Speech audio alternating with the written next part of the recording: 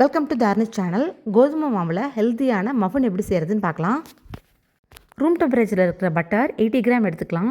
இது நல்லா க்ரீமியாக வர வரைக்கும் நல்லா பீட் பண்ணிகிட்டே இருக்கலாம். ப்ரௌன் சுகர் 140 கிராம் எடுத்திருக்கேன். இது 3 போர்ஷனாக பிரிச்சுட்டு ஒவ்வொரு போர்ஷனாக இந்த பட்டரில் சேர்த்து நல்லா அதை பீட் பண்ணிக்கலாம். ப்ரௌன் சுகர் நல்லா கரைஞ்சிருச்சு. இப்போது ரூம் டெம்பரேச்சரில் இருக்க 2 முட்டை ஆட் பண்ணிவிட்டு அதையும் நல்லா பீட் பண்ணிக்கலாம். கோதுமை மாவு 180 gram, baking soda 1/2 teaspoon, baking powder 1/2 teaspoon ஒரு பிளேட்டில் எடுத்து வச்சுருக்கேன். இதை அப்படியே சலிச்சிட்டு இதில் சேர்த்துக்கலாம். நல்லா காய்ச்சி ஆற வச்ச பால் 140 கிராம் எடுத்திருக்கேன். அதை இதில் கொஞ்சம் கொஞ்சமாக சேர்த்து நல்லா கலந்து விட்டுக்கலாம். கடைசியாக இதில் வெனிலா எசன்ஸ் 2 டீஸ்பூன் சேர்த்துட்டு அதையும் நல்லா கலந்து விட்டுக்கலாம்.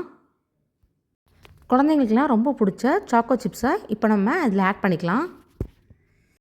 இப்போ நான் பேப்பர் கப்லாம் ரெடியாக எடுத்து வச்சுருக்கேன். இதில் ஈக்குவலான போர்ஷனில் எல்லா பேப்பர் கப்லையும் இந்த பேட்டரை ஊற்றிக்கலாம். மேலே கொஞ்சம் சாக்கோ சிப்ஸ் போட்டுட்டு ஏற்கனவே ப்ரீஹீட் பண்ணி வச்சுருக்க ஓவனில் இதை நம்ம எடுத்து வச்சிடலாம்.